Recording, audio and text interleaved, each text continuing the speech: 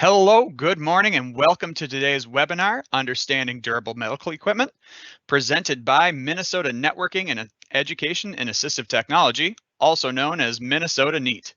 My name is Sean Henderson, and I serve as a Systems Analytics Manager at Hammer Residences. I'm also one of the original members of Minnesota NEAT. I'll be helping out today by providing this brief introduction, moderating questions, and making sure we don't get too lost in the weeds. Minnesota NEAT was formed in 2015 as a collaboration among providers and vendors to educate others and share our thoughts on the use of assistive technology. We aim to educate and connect people with resources, contacts, and solutions to grow independence through technology-based supports. The link for the Minnesota NEAT website can be found in the chat. Heading there can provide you with great places to start looking at assistive technology, remote support options, and home modifications. Wow. Let's get the marbles out of my mouth before I continue to talk, huh? Durable medical equipment, or DME, falls under the umbrella of assistive technology. It's also one of the few areas under AT that's billable to MA, which can cause some confusion. This webinar will focus on DME to help people meet their mobility, positioning, and safety needs. We have a host of amazing experts here from Live Life Therapy Solutions and ReliaMed to present and take your questions. As usual, we'll have around half the time for presentations and the other half for questions about those presentations and areas of knowledge discussed by our panel. We'll take questions through the Q&A, so don't worry about saving those questions until that Q&A session begins. We'll be using Teams for the webinar. So again, in the upper right corner, you should see a little chat bubble with a question mark. Go ahead and click on that, and you should be able to post whatever you would like in there. Again, thank you all so much for attending today. We have Anna McIntyre from DHS attending via phone to explain some perspective from DHS just around durable medical equipment and AT. So Anna, whenever you're ready. All right, thank you, Sean. Yes, hi everyone. I'm Anna McIntyre, and I am the policy lead for all of the assistive technology related services, as well as remote service provision. And I'm so happy that you guys are able to be with us today. Unfortunately, I'm not able to be there in person, so just out of town and calling in. But I just wanted to let you know that DHS has been continuing to work to break down barriers around people accessing and attaining assistive technology. And one of those barriers was around the T2029 code. So as of July 1st, just a couple weeks ago, July 1st, we were able to have it so that for people on the DD waiver, anything that's coded with the T2029 UB or UD modifiers, indicating that it's either an assessment or assistive technology. If it has one of those modifiers, it will now bypass that complex review process and just go through claims like any other service authorization would. So that's one thing that we're very excited about because I think this will speed things up a lot for people getting their technology needs met sooner. So we wanted to time this webinar to coincide with that change, as it can be kind of confusing sometimes to know what can and cannot be covered under MA and what can be covered under the waiver, or situations in which MA will pay for a portion and the waiver can pay for the remaining amount, or the cost of additional add-ons and so forth. So there's a lot to unpack, but you are in great hands with the expert speakers that are here today. So I will hand it back to Sean and let them do their thing. Thanks, everyone. And thank you so much, Anna. Appreciate your time and coming in on the phone for us. We will throw it to Sue Redepenning with Live Life Therapy Solutions. Hi, everyone. I'm just going to get us started, and each of the speakers are going to introduce themselves when they speak. I'm Sue Redepenning. I'm the owner of Live Life Therapy Solutions. I'm also an occupational therapist by background.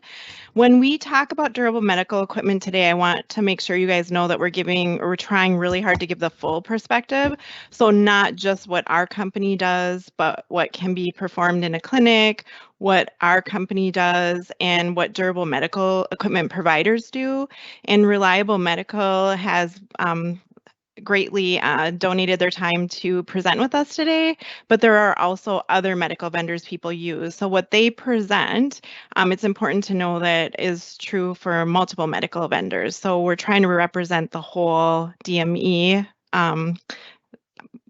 field right now and not just exactly what we're doing, just so you guys know that part too. I'm gonna turn the presentation to get it kicked off to Colleen, and she'll introduce herself, and we'll get started, and I'll watch for questions, and thanks.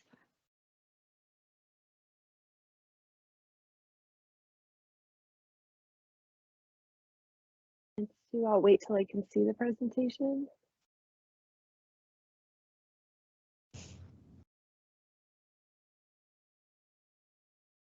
Okay, can everyone see that okay?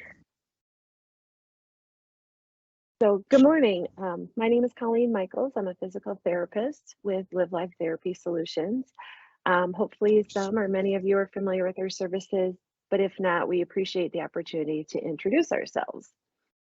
Live Life Therapy Solutions has been partnering with Minnesota DHS to serve all counties in Minnesota for the past 14 years. Our staff is comprised primarily of therapists, PT, OT, and speech.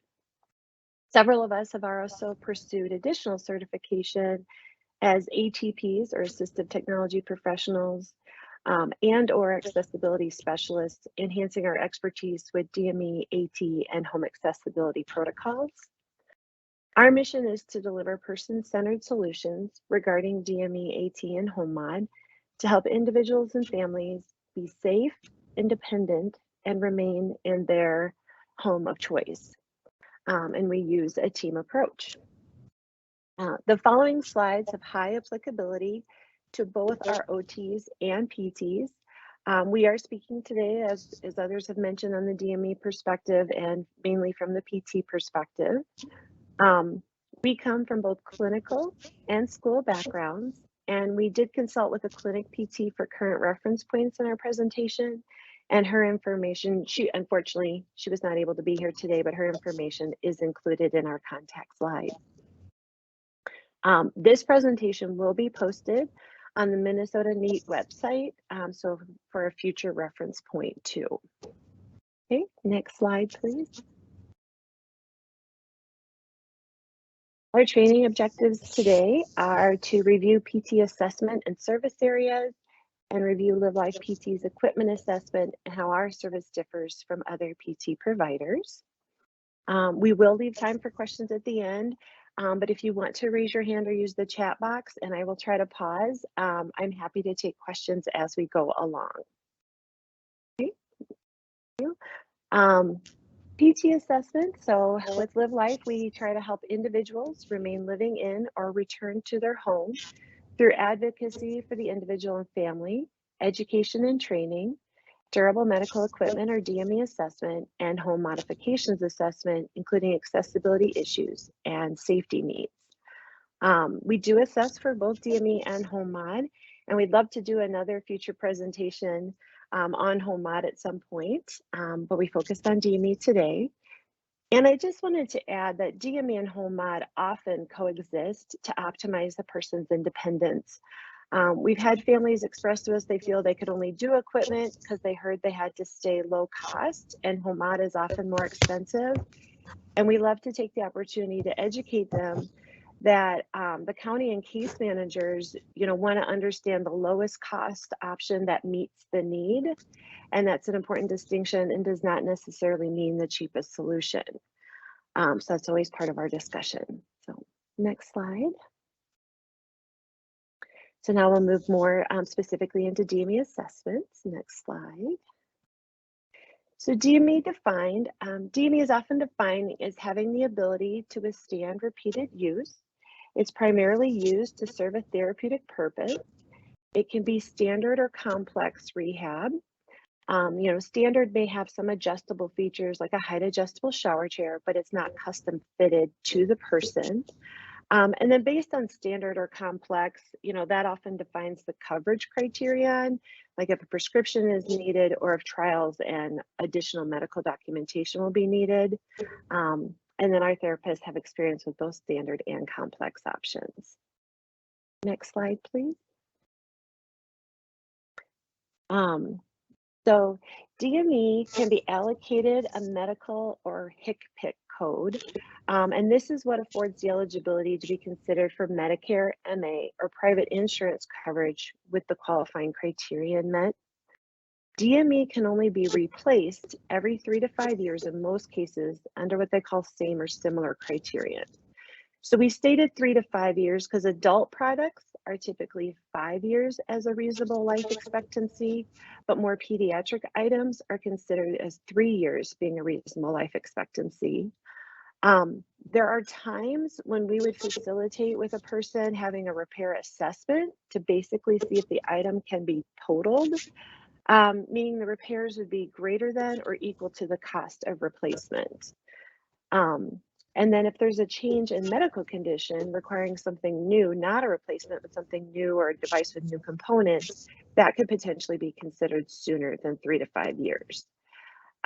So conversations such as this about same and similar and replacement versus going into something new, these conversations happen regularly with our therapists. We know that they're definitely happening at specialty clinics like Gillette or Courage Kenny. But they're often outside the purview of like an orthopedic or chronic pain clinic. Next slide, please. So we wanted to give some examples of covered versus non-covered items. This can be very challenging to keep straight as it can change at times. At the end of the presentation, there are several reference slides referring to specifics, so you can use those links to get the most up-to-date information. We would need to do many, many more slides to get an exhaustive list, but we tried to pick some common items that we see often referred to during referrals or home assessments. And so, Medicare MA often funds items, like canes, walkers, certain wheelchairs, scooters, beds, lifts, things like that. And you may notice that scooters are on both lists. Kind of your standard medical scooter will be covered, but your all-terrain scooters are not given a HCPC code.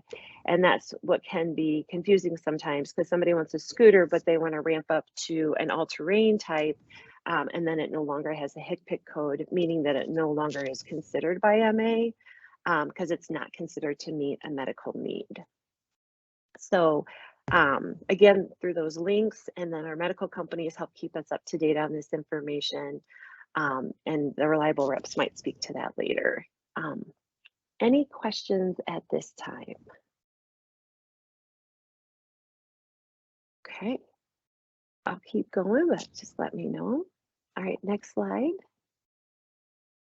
So what should a case manager do if DME is needed? So one common example might be an individual calls or is meeting with you and they've been using a walker for a long time. The walker is worn out, they need a replacement. That would be in a very efficient time to just call the physician, get a prescription, and have that sent over to whichever medical company the person prefers, such as Reliable Medical or different medical companies in the cities. Another example, because that's a replacement item, so the person probably doesn't need necessarily a skilled reassessment. They just need to replace worn out equipment. Another example, the person's attending clinic PT or OT and an equipment need comes up. So this might be a time to consider if the clinic therapist could help make a recommendation and get the prescription. Items such as walkers, canes, braces, and splints, oftentimes that's very appropriate.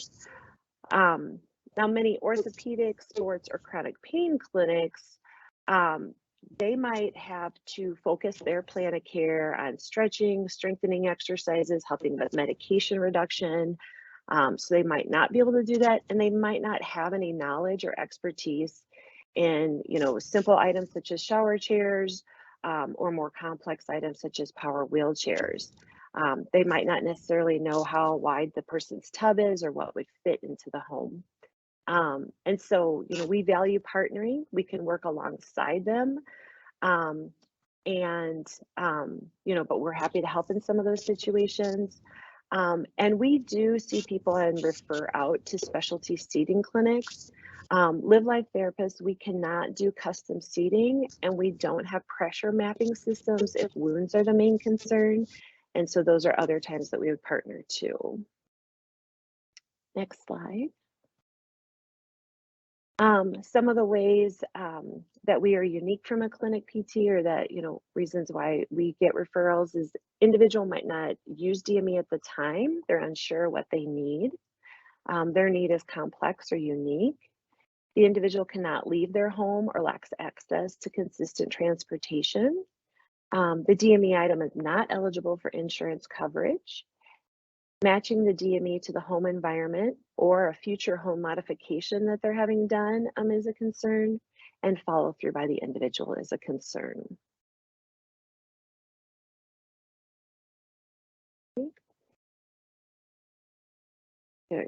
So for us, with our DME assessments and equipment trials, we are able to do those in the home setting with emphasis on independence with their daily living tasks. When we see people, we offer in-person and video options.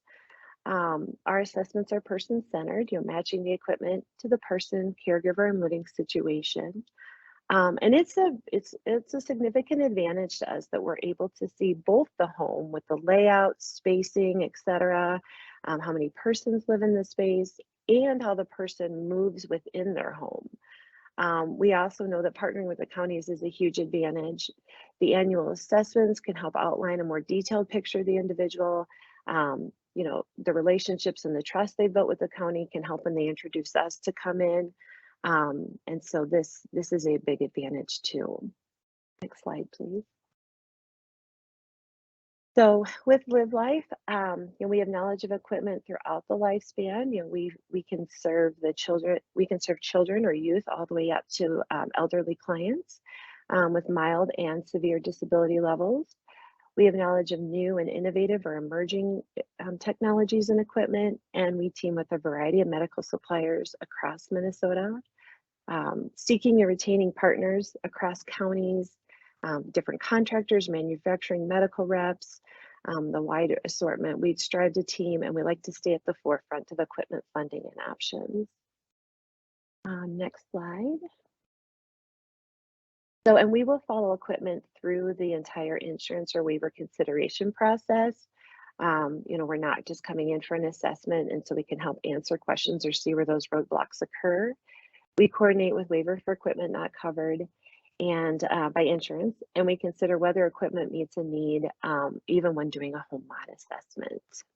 So we're going to be looking at some case studies, but I thought I'd just pause for a second if there's any questions at this time. Okay, we can go into the next slide. So John, not his real name, but we wanted to make sure to add some case studies to kind of highlight some things. So John has a diagnosis of a traumatic brain injury. He was referred to Live Life for an assessment to improve his safety with bathing.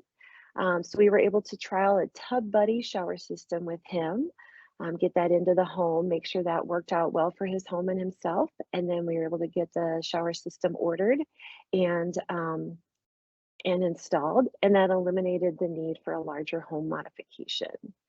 And next slide. There's a picture of that system as one example. Okay, next slide. Joyce's story. Joyce has a diagnosis of multiple sclerosis.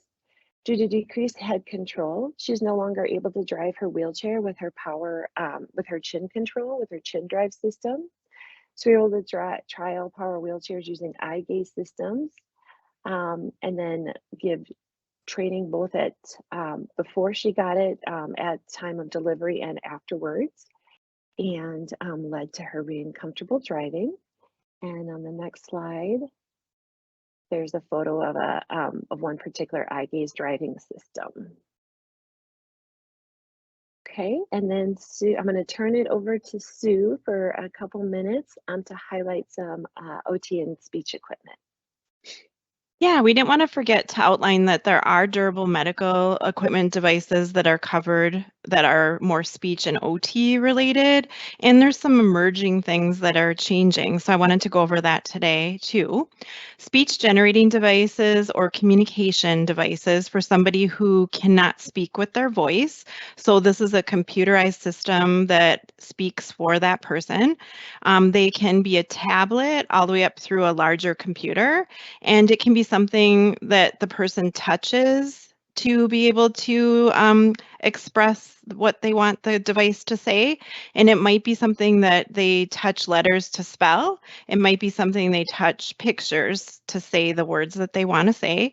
Or they might not be able to touch the device itself, but they might be using a switch or using their eyes or their head to be able to track, to be able to select what they want to say. And oftentimes people carry these devices with them or they're mounted on their wheelchair. These are devices that MA, Medicare, and insurance in the state of Minnesota is paying for if a speech therapist is involved in doing a full assessment, which does consider trials. So when we do assess for speech devices, we do need to compare and try out devices, and compare means oftentimes 2 trials of a month at a time or more, depending on what insurance requires. There are a couple insurance companies that require a 3-month trial. And then once that trial is complete, a speech generating device assessment write-up can occur. And then we wait, or the company that's seeing the person waits to see if that's accepted by insurance, MA, or Medicare. I want to be clear that Live Life Therapy Solutions does do these assessments, but we do them when a person can't go to a clinic, or they've tried going to a clinic or tried having home care, be able to provide the service and it has not been successful, or in their area it's not available. So we are kind of the last resort, because we do want people to use MA to pay for going to see someone for an assessment when they can. And assessments that are paid for by MA or insurance are done in a clinic or done as part of home care through a large agency. Then if it can't be done that way, then we're able to do it. But those speech devices then can be paid for if they go through that process, and then they're accepted by insurance, Medicare, or Medicaid. And then there are some new technologies that we have had paid for by medical assistants now. One is the OB feeder, which is pictured in the middle. That's a feeding device that's set up for the person with their food in different compartments. And it's an arm that's programmed to go to whatever dish the person wants to eat from and grab what they want with a spoon or a fork and to bring it to their mouth for them to eat it. The person is controlling that device with a switch. They do need setup, but once it's set up, the person can be independent with feeding themselves. And it's something that can be brought with the person where too. It's a little bit big, but it's not so big that you couldn't bring it with. So medical assistance has covered that item. Again, an occupational therapist needed to be involved. We needed to do a letter of medical necessity and then submit that with a doctor's order. And then MA did pay for a device. A robotic arm is a technology that this one is made by Jayco Medical.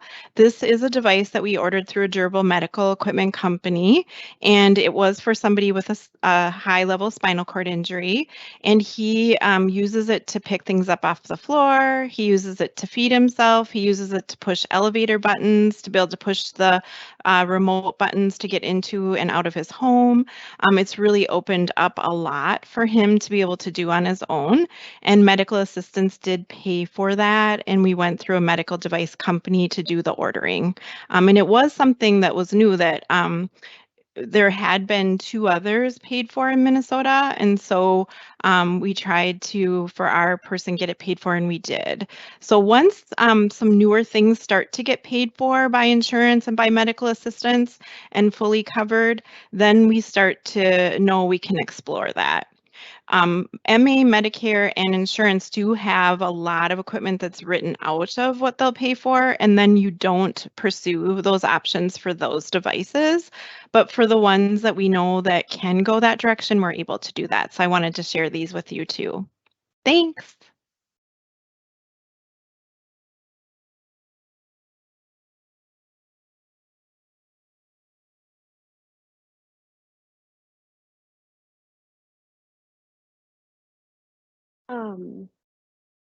Did we skip a slide? It might have just been a title, but okay, thank you. No, can you go back to 18?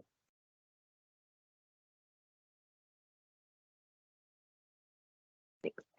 Okay, so I'm going to move into training now. And, you know, as we said before, equipment recommendations are based on safety needs and independence needs. You know, and sometimes, you know, and we just wanted to note that, you know, even if the person has really strong buy-in on the equipment, if they cannot put that device into their daily routine, it can and does lead to frustration and abandonment. Next slide, please. You know, so lack of training, and as noted just before the case studies, you know, we remain involved throughout the process. We want to keep the relationship with the individual and offer training as needed, because, you know, lack of proper training can discourage DME acceptance or encourage the use and then lead to safety issues. You know, because that device was, or those equipment were recommended to, you know, to help them. So if they're not getting that help, that can lead to other concerns. So, and then next slide. So some training strategies that we've used in the past. We, you know, coordinate with the medical supply companies delivering the equipment. You know, in-person training is done right at the time of delivery or installation. We check in with the individual and family to see how they're feeling. They're feeling safe and comfortable with the equipment after delivery. And if additional training is needed, we can develop a plan to do those training sessions. Next slide. And so, you know, some examples that we've done, you know, sometimes we've had the DME company or the medical company come out so that they can do additional programming and some work with the, you know, like the actual programming or options in the device. We've developed picture and video programs detailing education for the person and their caregivers. We've come back out for a visit and done in-person training on a specific skill. And occasionally, not often, but occasionally, you know, we've had to refer to outpatient or home therapies to help for a longer term retention or training and retention. So, slide. Then we have a couple more case studies. Annie is 15 years old and diagnosed with a progressive neurological decline. She had received a Rift and Activity chair, which elevates, tilts, and reclines through different levers. We did training at the time of delivery, or the medical company did training at the time of delivery, and we had also talked through that. But her parents called us about a month later and said, you know, we're not really using this. We don't feel comfortable with it. We're just not sure. And so we came back out, created a picture training, took photos and video while we were there in the home, and then had a program developed for them. So, and then once they did that, they were very comfortable and then noted that they were using it much more during the day and using it for meal times. So that was helping quite a bit. And then the next picture just shows an example of that chair. So every lever is black on black on black. So kind of nice to differentiate sometimes. And next slide. Sam has a diagnosis of a spinal cord injury, and he has pain and fatigue when propelling longer distances with his manual wheelchair. So we were able to trial a Smart Drive. It's a wheeled motor that attaches to the wheelchair. And then we provided training on how to use that, how to activate it, how to take it on and off the chair. And we created a video program so he could share that with family and caregivers and help his retention. So, and then the next slide has a picture. So it's the small wheel between the two drive wheels. And then you have either a push button, on-off button on the front, like by the footrest, or actually for him, it's on his watch. So next slide. And then advocating for the needs of the individual is our focus. We just wanted to say that one more time. We really believe to be person-centered, and that's a strong mission of ours. And I wanted to end with David's story. David has cerebral palsy and he lives on a farm with his parents, and David lacked a means of independent mobility. He always relied on his family to push him around. So a power wheelchair was tried with David along with the Lucy system, which is a safety system of sensors and alerts. David was able to drive the power wheelchair independently in wide open spaces. So based on that skill level, the power wheelchair and the Lucy system were submitted to insurance and approved. And David's mother reported back to us on how the power wheelchair had improved both David's life and the quality of the family too. David could now go for walks with the family. He could ride bikes with his cousins. He could get the mail by himself, various activities during the day. And based on all of his progress, he was now transitioning into driving inside his home independently.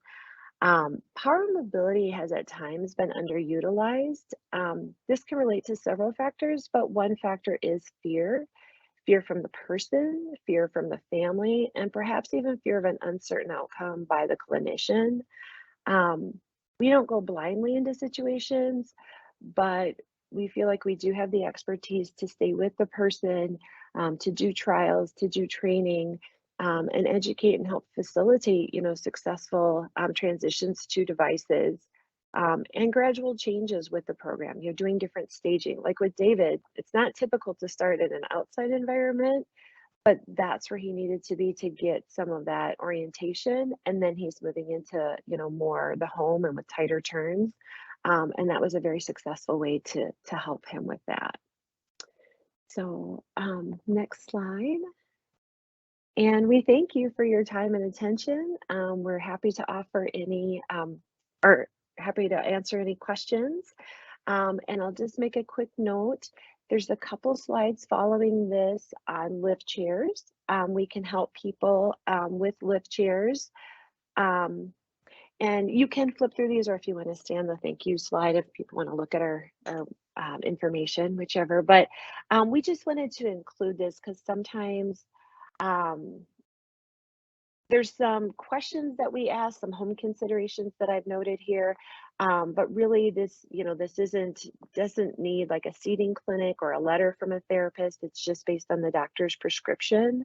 And so if we have a longer wait list, if the person needs it, at the time of a move or something, there are some basic questions that could be answered by a medical rep and with the help of the case manager. So with that, I am done.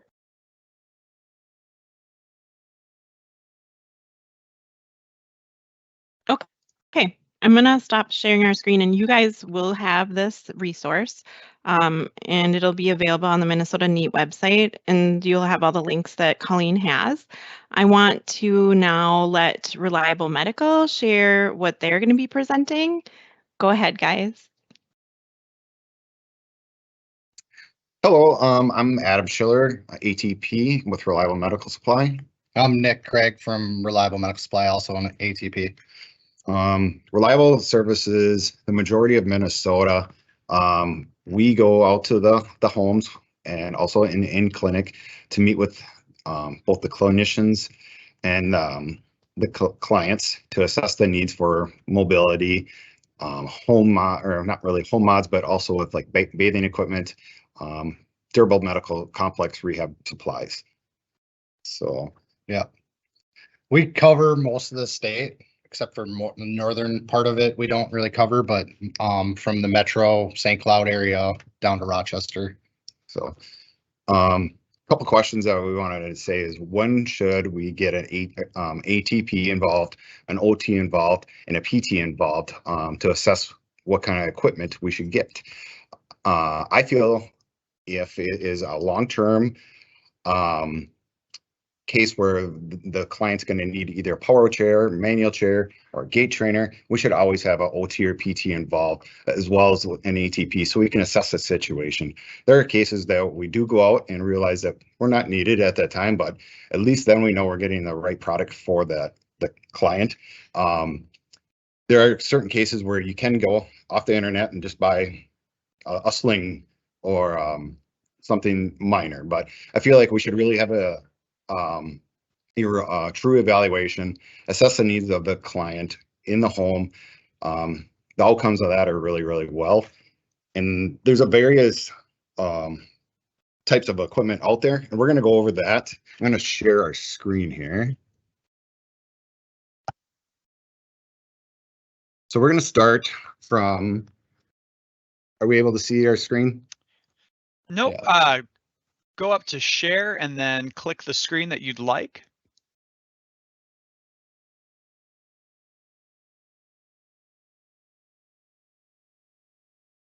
And then it should pop up for me to select for you.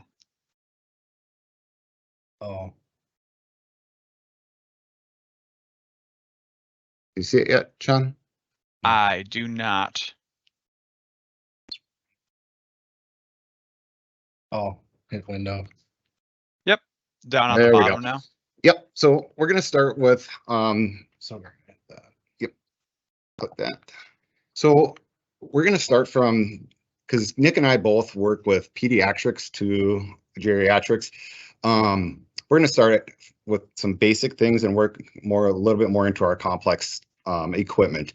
So this is just an example, and this is why we need to have an evaluation.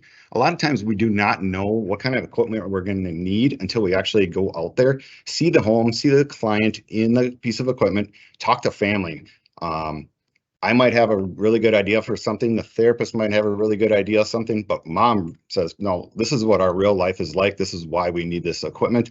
And then what we can do is we bring the equipment out and we assess it, try it, make sure we can do trials, making sure that it works through their everyday life. But this is just a simple stroller. And this would be something for a lot of our first users. Something where mom, dad can push the child. Obviously, this is something that we cannot propel, but this is for our early interventions, and in some cases for a little bit older kids that, say, for instance, that need a little bit of help on a field trip or school activities or going to the zoo. So it's a simple stroller. This is something that we would need an evaluation for, a letter of medical necessity with a therapist, doctor's orders, and then we would submit to insurance. These most of these products that we're going to be showing are covered by insurance. We just have to follow a process. The next slide, we're just going to get into a manual wheelchair. Let's go here. Oops.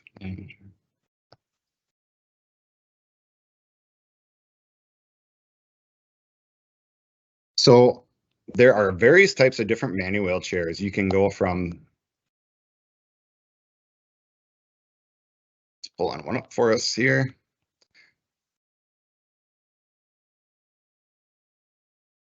We can go from the one you buy off the internet to a very complex chair. Why we should have an evaluation for a manual wheelchair? Everyone's built different. When we have a evaluation, we can custom make the chair to the client, meaning that we get the width right, the seat depth right, the seat to floor height, and most importantly, where the wheels are on the chair to make sure it's easy to propel with ease. There's different classifications of manual wheelchairs. There's K1, K2, K3, K4, and K5, and a few others. You do never have to remember those. That's our job. But for instance, the one that we're showing right here, it's built by Quickie 2. This is a K5 chair. What we can do with this chair is we can secure it down on public transportation, such as a bus for a child. A lesser chair cannot be secured on public transportation, which is a safety concern. Anything to add about that?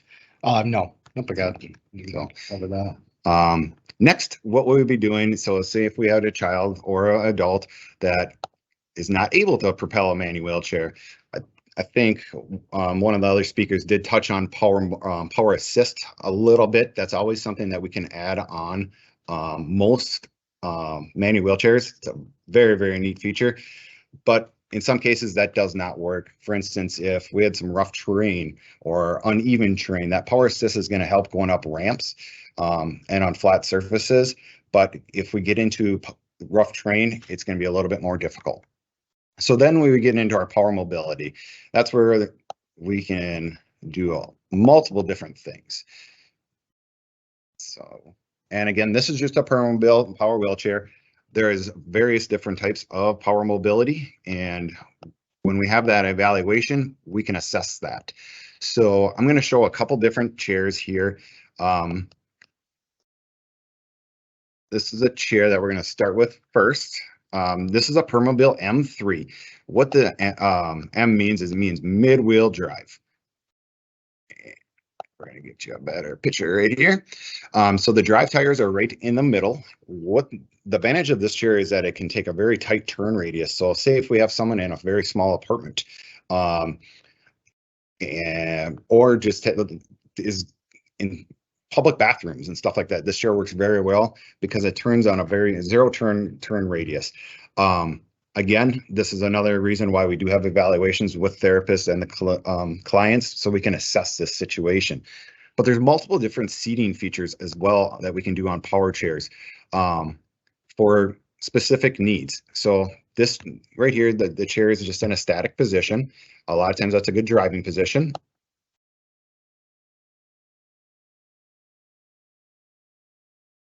So this picture right here is showing a chair in a little bit of what we call anterior tilt. This would help someone to reach a cupboard or to really help assist with a transfer. So that picture there. This is seat elevation. This is one of the most important pieces on a power wheelchair, in my opinion. This can also assist, give a child or an adult more independence to reach something out of a freezer or a cupboard. Also to help assist with transfers as well. Medicare recently did approve this feature, which is great. So that's we're making big strides there. So here's a multiple different seating features. We can actually lay the chair completely flat to help with catheters or for pressure relief, or if we have some swelling in our legs, we can customize that chair to the client's liking. So note that we can never drive a chair in this position. It's not safe looking at the ceiling. So, but here's just another example. So that's a mid-wheel drive power wheelchair. I'm going to show you the difference between that and front-wheel drive.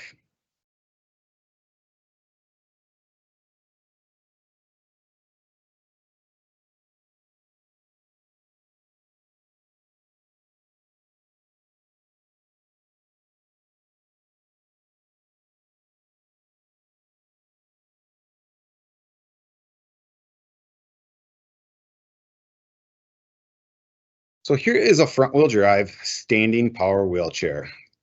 Power wheelchairs have come a long way, and there is amazing things that we can do with it. I'm going to show you a little bit here. So what you can see here is that the drive tire is in the front of the chair. If we had because we can get chairs that do not stand in still the front wheel drive configuration. But what we can do with this type of chair is that it goes really well outside, over rough terrain, over grass. Picture if you had a client, I was just recently at a client that is a 12-year-old boy that he wasn't able to go outside and go across the yard. We put him in a chair. It was the first time he was able to drive across the yard. The smile on his face was remarkable.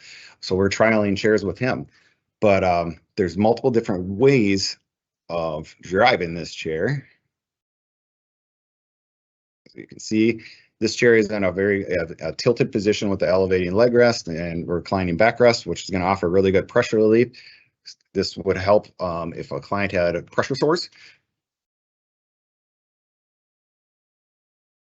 Show you the chair in a standing position. So this chair is designed to be able to drive and stand. So the standing benefits are remarkable. It helps with bone density, bowel and bladder, range of motion, spasticity. So it's a pretty remarkable chair out there. So that's kind of the mobility sides. There's a lot of different things, and that's why it's important for us to go out and meet with a therapist, either OT, PT, and assess those needs. But there's also a few different things that we can talk about too, is shower equipment.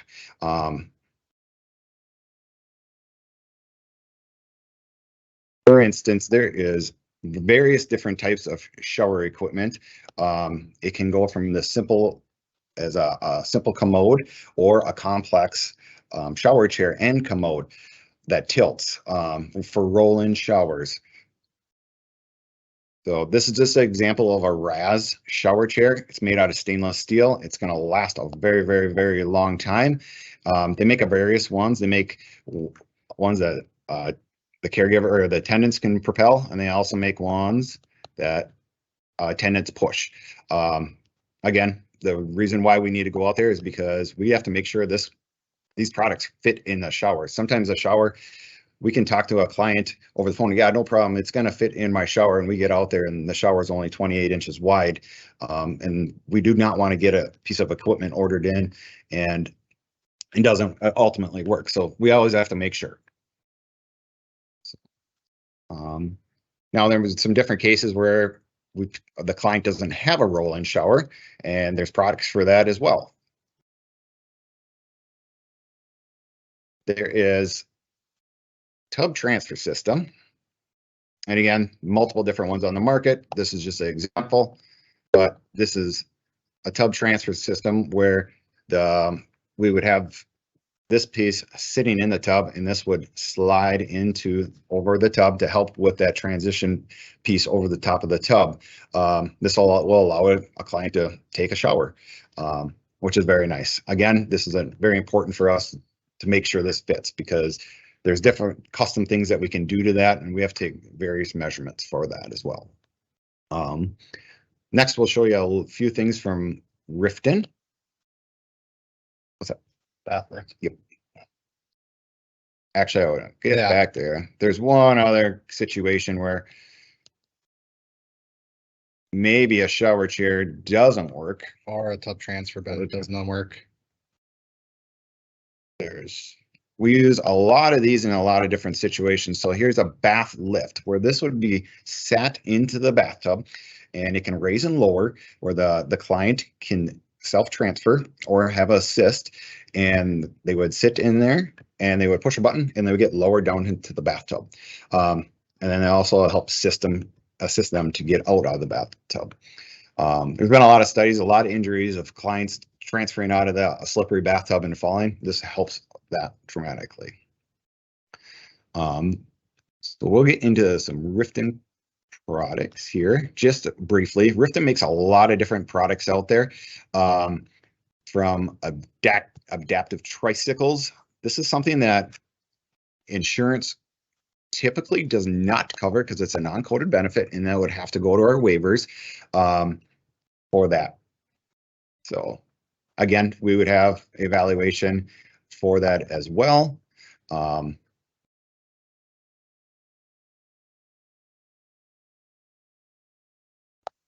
There's also different various types of walking devices that Riften does provide. Again, this is something that we need an OT and PT and ATP involved with. These are products that help clients walk with assistance. And we need specific measurements and for that. Also, we can chit chat a little bit about an activity chair. So activity chair is something that a lot of our pediatric lines that we look at too. It's another seating surface within the home or the school that the family can have their kids sit in a safe position.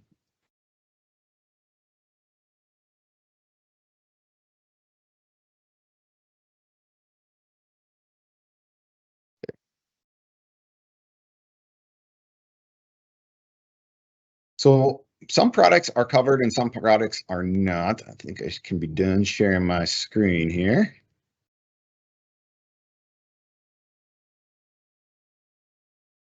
So some products are covered and some products are not. And like it was reiterated, there's HIPAA codes on that.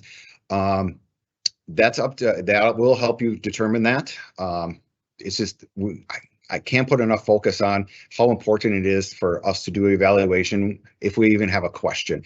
Now, like I said, if there's something off the shelf that is something that's going to really help a person's life really quick, yes, that can be something that we can get. But I think we should really be looking at getting PTs and OTs involved more to make sure that we're getting the right product first time. Yeah, so after the process, after we decide on the product, then it basically goes back to the PT or OT to write the letter of medical necessity. And then once we get that completed, we have the doctor sign off on it. And then our team here at Reliable would submit that to insurance. So and once we get that approval, we would go ahead and order that piece of equipment. Now, if we get a denial, then that's when we would be looking at some type of waiver funding for that. Typically start to finish from when myself and Nick meet that client at the evaluation. Each product is a little bit different. Shipping delays, some certain products are a little bit easier that we can get a bath lift in a couple weeks, an approval, and insurances are a little bit different. But I always give people a very safe timeline from 3 to 4 months. We should have that product once we finalize on what we're going to be getting. But in certain cases where I've trialed 3 or 4 different power chairs for the same client, because we really wanted to make sure that we got the right product. So success with that, it's much higher. Someone did talk a little bit about equipment abandonment. I see that quite a bit where the patient didn't get what they wanted or didn't think they were getting what they wanted. So it's very crucial that we, take all our due diligence and make sure we do that. So, but yeah, that's about it on our end. Anyone have any questions, or we can wait obviously to the end?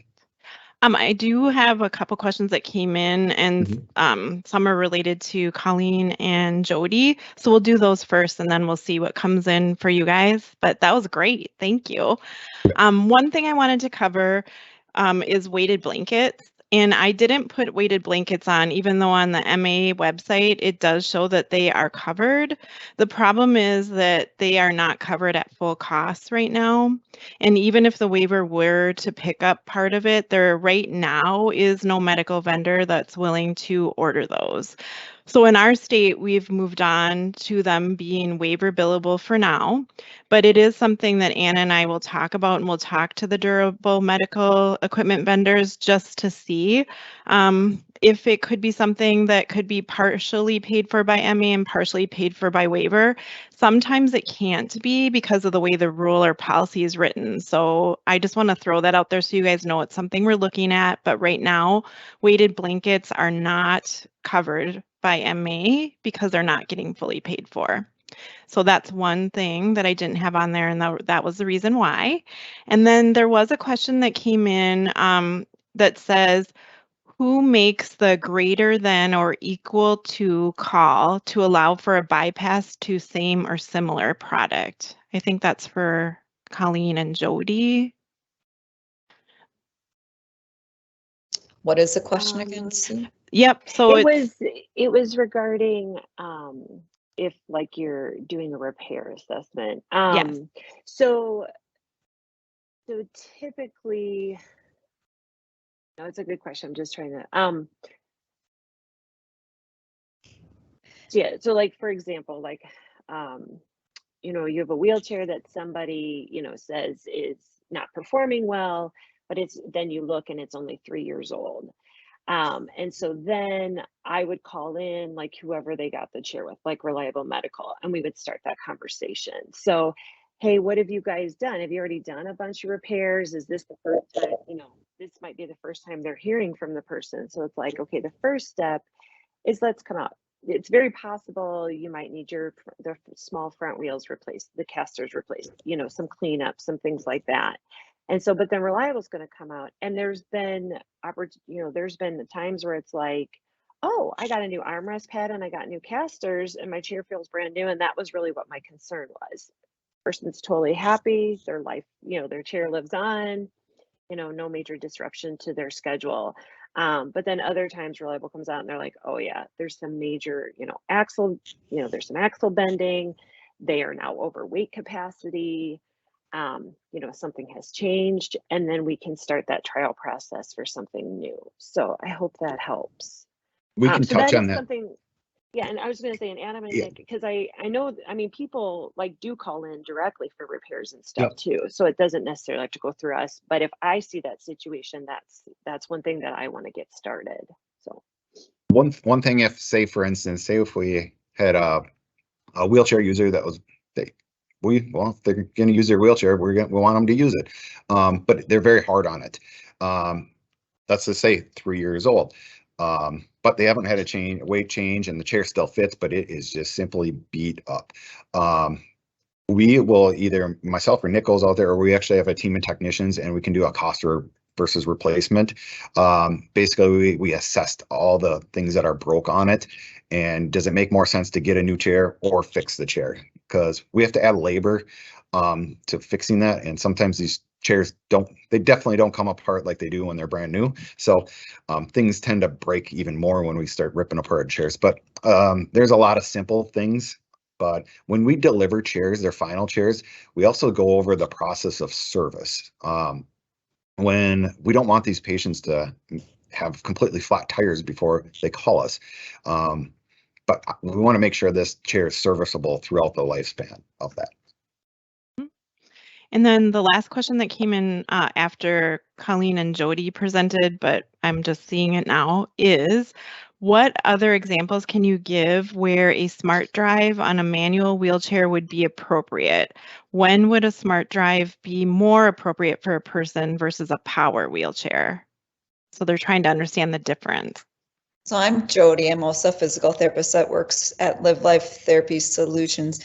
And I just want to say that they don't have to be mutually exclusive. A lot of people have a smart drive and a power chair, so they each perform different functions.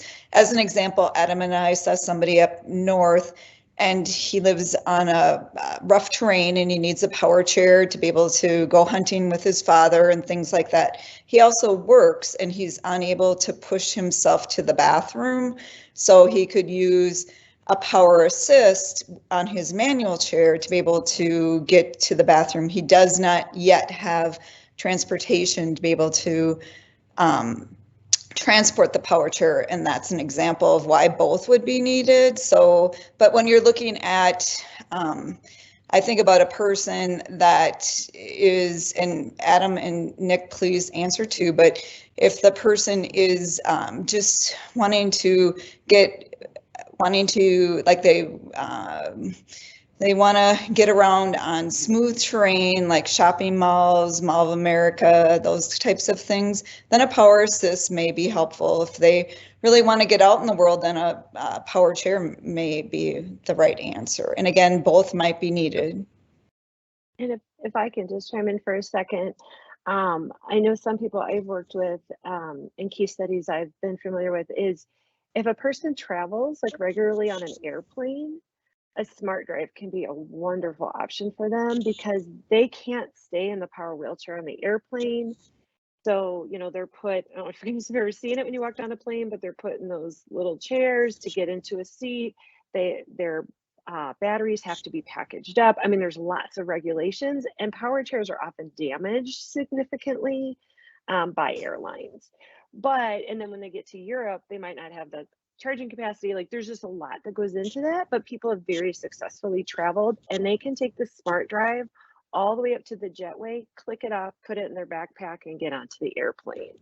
And so that's kind of a simplification, but like those are situations again where it's so based on the individual and their needs, but it's so very appropriate. So sorry, Adam, I don't want to interrupt, but No, you guys are doing great. I just touch on one other thing too. A lot of times when we talk about power wheelchairs with a newer client or someone that's been in a manual chair for a long time, right away they think, when I get into a power chair, that's going to make me look handicapped. So it's sometimes a tough transition. So that's when the shoulders start hurting, that we can start looking at. We should probably be looking at a power chair before that, obviously, but sometimes it's hard to look at that, and we bring up power assist, and a lot of people come to terms a lot better with that. Also, if a person doesn't have a way to transport a power wheelchair, we have a lot of clients that drive a car, they get into their seat, and then they can break down their manual wheelchair and throw the power assist in the back seat, and away they go. So another kind of a few other examples. Perfect. Good question. Those are great. Sean and Alina, I haven't seen any other questions come, but I know, Alina, you have access to some questions I'm not seeing because you've been posting them for me. So if there's any questions that any of the helpers are seeing, we'd love to answer them. Absolutely. Yep, I've got a number here. Last one that was posted, are you aware of adaptive tricycles that a caregiver can also ride with a client? Mm-hmm. Yeah. There's lots of Yeah, different ones on the market. So yeah, adaptive trikes are often either single, where there's like a stroller handle behind. They can be a tandem, front back person, person, two people. Sorry. And then I've also worked with a family on a side by side. It worked out better to transport that behind their RV. But we did a side by side unit, and so their son could take breaks with pedaling, or could kind of alternate, but they could be right there for braking and for some of the safety features. Freedom Concepts makes a really good one, but I just want to let everyone know, though, when we do get into a tandem bicycle, we tend to get into a lot of weight. So they do make power assist for that as well. That's something to consider before just going out, and they're also fairly large. Yeah. So have a third stall in your garage. So, but. Well, one of my favorite things, I remember picking up a shift when I was still working in the homes, and one of the guys loved going out on his side-by-side four-wheel, right? And going out with him was fantastic. He knew the area, at least what he told me, was very well. And about a half an hour later, we got into just a little residential area, and I'm like, all right, I think it's about time that we head back. And he's like, great. I'm like, okay, well, lead the way. And he's like, nope. And we had a very nice big hill that we had to get up. It was great. I did not need to do my leg exercises for that day. That is for sure. But a lot of fun, Another one that just came in here. Can you discuss an upgrade versus add-on for equipment with MA versus a waiver, specifically the U-step walker for people with Parkinson's diagnosis? Well, if I'm understanding this right, I think, again, there's only certain walkers that insurance can provide, because if they provide a more expensive walker, they don't get reimbursed enough, kind of similar to the weighted blanket. And so if you want, and I can see many reasons why some of those higher tech walkers would be better for people. I think that that's most likely going to be a waivered item, unless, as Sue was saying, we can somehow work insurance to see that those items should be considered long-term, if we can move towards that. Did that answer the question? Mm-hmm. I think what's hard is the durable medical equipment providers, and it's not just Reliable, it's all of them. And Reliable, you can speak to this too. They can make some exceptions to have waiver pay for part of it, but they can't make exceptions sometimes either, because there's a rule in Medicaid and Medicare that you have to use their funding and that you can't use another additional funding. So it might not be possible for them to do both unless a rule gets changed. And that could be a federal rule. It might not be a state rule, just so we all know. Yeah. And I was sorry I was muted before. I'm Jody. I'm a physical therapist. And when we were talking about smart drives, I just said that if you didn't hear it, that often both a power chair and a smart or a power assist can be needed, that they're not mutually exclusive of each other. So just different situations, and I'll just leave it at that. But sorry about that. Didn't know I was muted. Sue, I think you brought up a good point, is that I would love, and trust me, I would love in certain situations if I could go to Medicare MA, get their allowable, and then perhaps say, okay, but we need to add on 20%. But oftentimes the way that they have set up their billing, Reliable cannot like do that by law. Like they can't bill that way, or it would be considered Medicare fraud. So that can be limiting, and that is why sometimes we have to bring the entire item to MA or to waiver, excuse me, because it doesn't have a code. It's not going to be considered, and we have to, you know, obviously go with the federal protocol on that. So. And sometimes things do change over time. Adam alluded, like seat elevators weren't covered by Medicare and that just went through. So sometimes things change over time. So items that might have been paid for by the waiver may long-term be paid for by insurance with changes in how that's viewed. One thing that I wanted to touch a little bit more about is sometimes case managers don't realize that pediatric products like car seats can be paid for by insurance. There are adaptive car seats or adaptive positioning devices, depending upon what that person owns already and their needs, they can be paid for by insurance. If it's related to a need that's behavioral, though, right now insurance typically isn't paying for that item. So if it's related to escaping or eloping or things like that, oftentimes items are denied by insurance, and that could be anything from a stroller to a car seat to any item. And then the waiver, it would be presented to the waiver for consideration. But it is good to always try insurance, because every once in a while something goes through. So, and it's the right process. You're supposed to bill insurance first and then use a waiver second. For durable medical. Yep. When we know MA doesn't pay for it, then it does not go that way. But yes. Perfect. Yeah, in certain cases, it's sometimes like we'll know, like with trikes, I think it's in MA's policy that they don't cover trikes. So Yep. That's when we would just go directly to a waiver. Yep. Also, I have one thing to touch on that I wanted to speak on a little bit that we run into a lot is that, and this is mainly for our pediatric patients, is that the internet can be a very harmful tool or for us, that a lot of times families go on the internet and find these really, really cool products. They're mostly European. Europe is about 10 years ahead of us. And most of those things that we cannot get into the United States. So we have to break a lot of hearts there, but you know, that's part of that evaluation process too.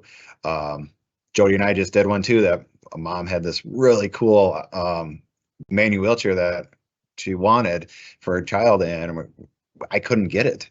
So we're trialing power chairs and manual chairs and stuff like that to see if we can come up with a solution that we can do in the United States. And the problem isn't just ordering it from Europe, it's also who's going to service it, how you're going to get the parts, some of those types of things. And then also part of the evaluation is ensuring that it's safe. And some of the products, like they have attachments to the front of a manual chair, they don't exist or they're just emerging in the United States, it's hard to know how those products would work in our environment on snow and on different terrains. So it's hard to assess if it would be safe. And that's part of what I have to, and Colleen or Adam and all of us have to be able to say is this is going to be safe for that person. So buying something sight unseen can be really difficult. It can make you, it's something that we want to make sure there's nothing else that would meet the needs that we can try that would be paid for by insurance. And that's even items like bath chairs. You can get a lot of bath chairs on Amazon or that type of thing, but there might be a better bath chair that would meet the need.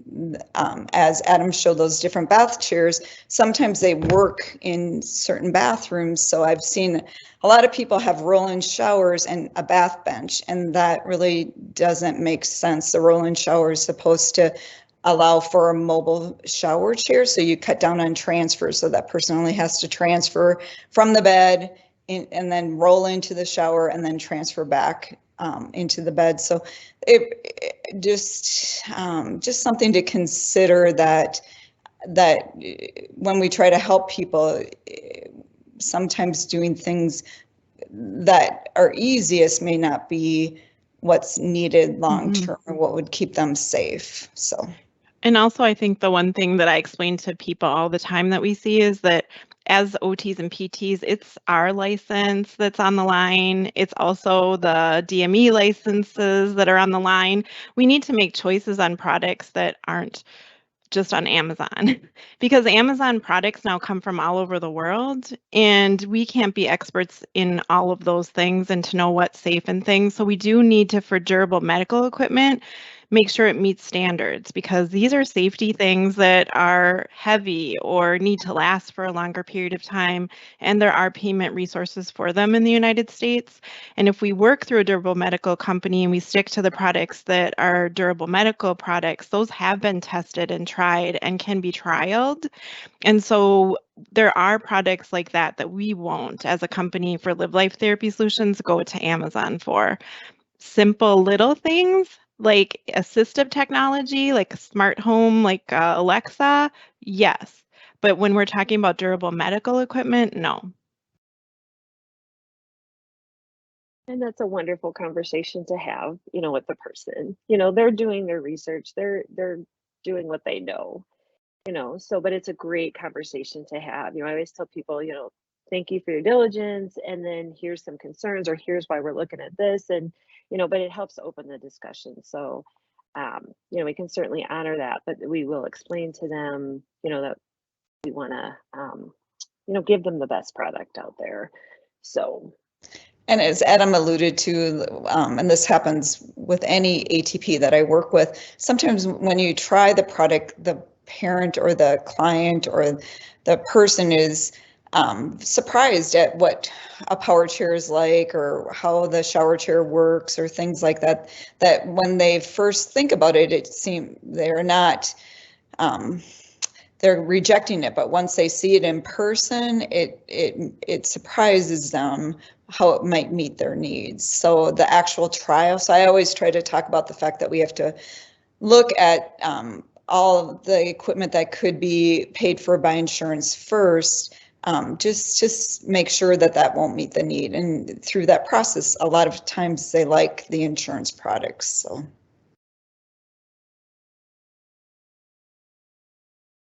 All right, well, that finishes up the questions that we had in the queue.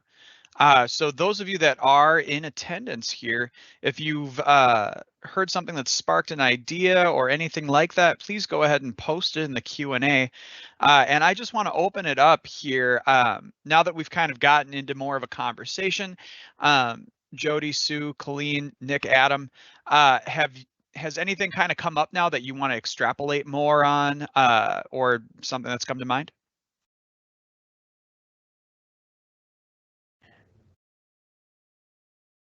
I have worked in a school system, in a clinic, and in nursing homes and things like that. And the one thing when I work for Live Life Therapy that surprises me is how often when I'm out in a home, I learn something that I wouldn't have known in other situations when I wasn't in that actual environment. And it could be something like the bathroom isn't going to work, but there's a community shower that will work, or the type of chair needs to be a certain size to be able to get through the house well, or things like that, or just get a better sense of what that living situation is like, and how often it changes my thinking of what we're going to do, that I come in with kind of a plan and then it's completely changed because I learned a lot about the living situation, and my original plan doesn't, based on what I read going in and things like that, needs to be adjusted.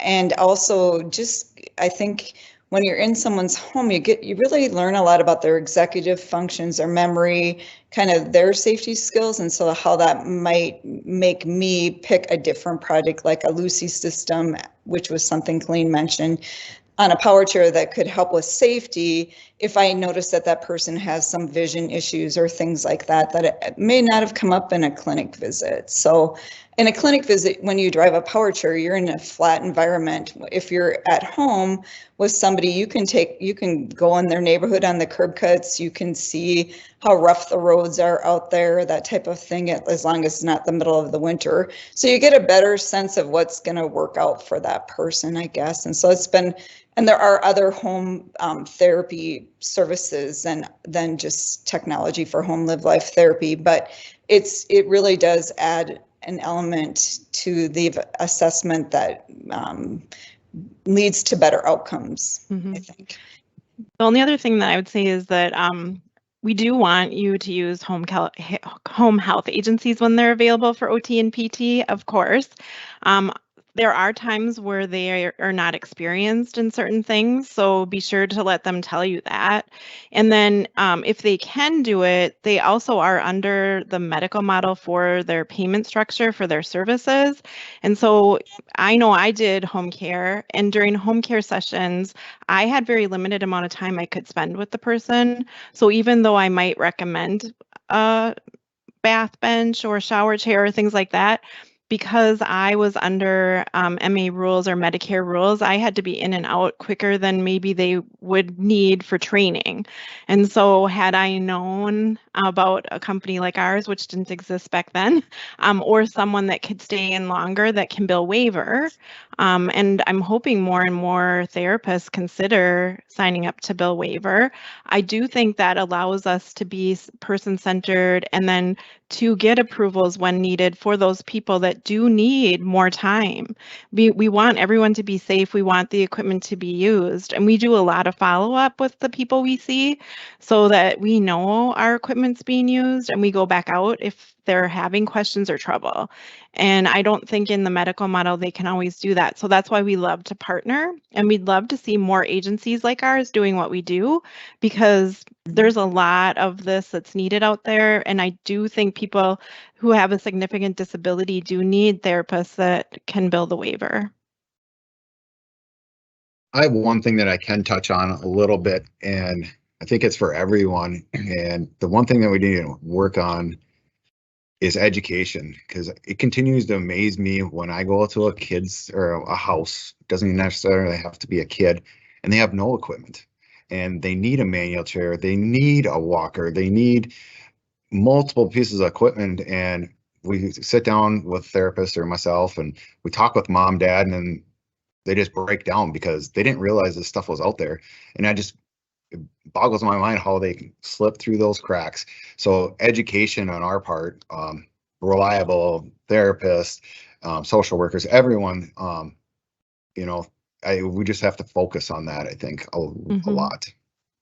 I think even like communication devices, I know that we saw someone with Live Life Therapy Solutions in one of our grants, Tech for Home, who lived in southern Minnesota, and the ask was for an alert for him to be able to tell his parents when he needed help because he couldn't talk. And so we were able to provide that. But then when I asked them, what about communication? What about access to the computer? What about other things that he might want to do? Because he had a progressive disability and he wasn't able to do do those, and they all broke down crying. They didn't even know that was possible. And they weren't in a really small town. And so I do think too, like introducing that the family, and he didn't know what they didn't know. But we were able to get him a speech generating device that he could use with his eyes. He then was able to use that to do computer access, and then he was able to do it for gaming. And then we were also able to get him that alerting device for him to be able to make his needs known. And I think that happens with mobility too. I think people look at, if someone can walk, then they don't need a mobility device such as a stroller, manual chair, power chair, or power assist. And if you look at things like endurance or just how much energy, when I worked at a school system, I always tried to explain that if you're using all your energy to walk down the hallway, then you don't have any energy for learning. And just to try to think about what that day is like for that person, how much energy are they taking to get dressed, to transfer, to do all of those things. And so when you look at the power chair that Adam was showing and Nick was showing, some of those features that allow the seat to be elevated can make it easier to transfer, can make it easier to cook in the kitchen, can make it easier to, because if you stand cooking, it can take a lot of energy, like that type of thing. So I feel like that we still have a lot of biases related to equipment for people overall in our society, and that some of these things are being underutilized, and that they really help individuals, even if they are capable to move, throughout their day by walking or whatever. They still may need something else to help them to be able to go faster, to be able to go on uneven terrain, to be able to do things for longer periods of time, that type of thing. And I'd like to piggyback on that too, that that is an advantage that we have, in that in the medical model, when I was in clinics, like Sue was kind of referencing, I had to have a doctor's prescription every 30 days. I was only given a certain number of visits, all the protocols. And I would see people in wheelchair clinic. I might hear if their chair was approved or denied. I usually hear if it was denied because I'd have to write an addendum, but I wouldn't hear anything after that. And but with Live Life, one of the things is sometimes I've gone into a situation where a person's had a big medical change, they haven't had services for a long time, various reasons, but they need a lot of equipment. And we can help them with that, because sometimes it's touching a lot of different areas of their life. But there's plenty of times we go in and talk to the person and then follow up. How would you like to prioritize this? Or we want to stage this with you. And I think that's really important, because people can get overwhelmed with equipment. And like the Riften example I gave, the family got 2 or 3 pieces of equipment on the same day, and they just couldn't take it all in. So anyway, we can stage with people. And I've had conversations, and I had a lady recently who I really think she could use a lift chair and some things, but she's like, I need my bathroom. I want to just get my bathroom done. Once that's done, I have ruined my life in my head to think of something else. And I said, that's perfect. We're focused on our bathroom. Hopefully that'll be done in the next couple of weeks here. We'll take a pause. I'll call her in a month or 3 months, and we can go forward. So, we really appreciate the flexibility with that, and being able to stay, in connection with that person. So. I also I wanted to thank the case managers in terms of when we do need to go to the waiver. You've been very helpful in getting those products moved through and approved, and making that system work. It's always confusing related to when you're under different waivers, like what the code is and things like that. But all the case managers have been so nice in helping us to get that to happen for Reliable and for the clients, or for the DME providers and for the clients, so that they get the products that they need. And thank you. All right, and we did just have a couple more questions come in, and since we've got about 5 minutes left here, I'll just read them quick, and hopefully we can get through them. Can you tell me if the Shower Buddy shown earlier, if there's an HCPC code for that? Is it covered under MA or the elderly waiver? It's covered under MA. I think all the Right. products that Adam showed Yeah. are covered by insurance or MA for 100% of the time, unless it's something related to behavior. So. Fair enough. And that does lead us into our last question here. Why doesn't insurance like to pay for items that are related to behavior, like elopement or other items like that? And that's kind of a large question, but if there's any opinions here on where that is, I know personally through AT stuff and the T2029 and utilizing the waiver, a lot of those things can be taken care of through waiver funding. But why the hiccup as far as MA is concerned? For me, and this is just a thought on my end, and I have no idea if it's true or not, but I deal a lot with children with autism and wanting to get things like adaptive strollers or adaptive car seats or chill-out chairs, those types of things. Sometimes there are medical needs, and I try my hardest to write about those medical needs. Like there might be endurance issues, and they might have muscular deformities. They might have like a foot drop or things like that. I wonder sometimes if the diagnosis of autism flags a bit in terms of whether things go through or not, and that is concerning to me, because the person with CP and the person with autism that both have medical needs may not differ that much. And so it is concerning. Of course, they have the right to appeal it, and it's just something that I think we should all work towards, because those are real needs for those families, I think. So. I think just a couple things to keep trying to submit them when we can, because that's how you get MA to pay attention. And then I know Anna and Lena and I are going to talk to the MA reviewers about the weighted blanket to find out more again, to see if that could be a like partial paid for thing by waiver. And we can ask about that behavior related too, and get a stronger answer if this is federal ruling, state ruling, and what it would take to change it. So we can follow up on that. Thanks, Sue. Yeah.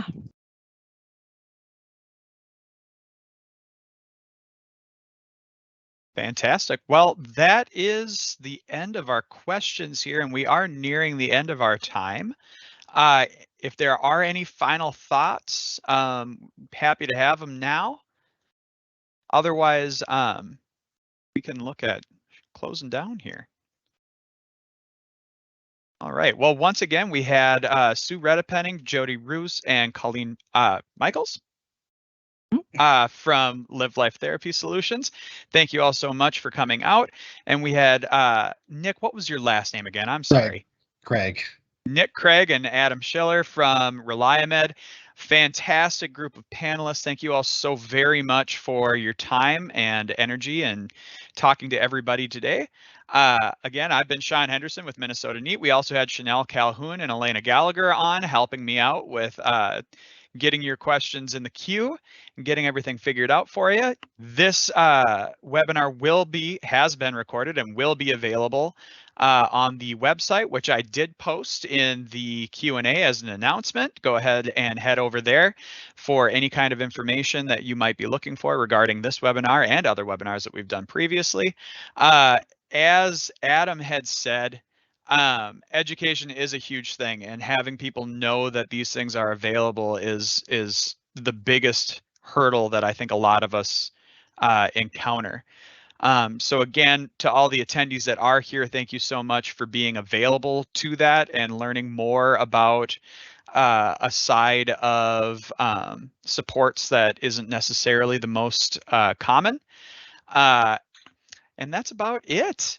So again, thank you all so much. Thanks to our attendees, thanks to our panelists. Everybody have a fantastic day, and we'll catch you on the next one. Thanks. Thanks. Thank you. Thank you.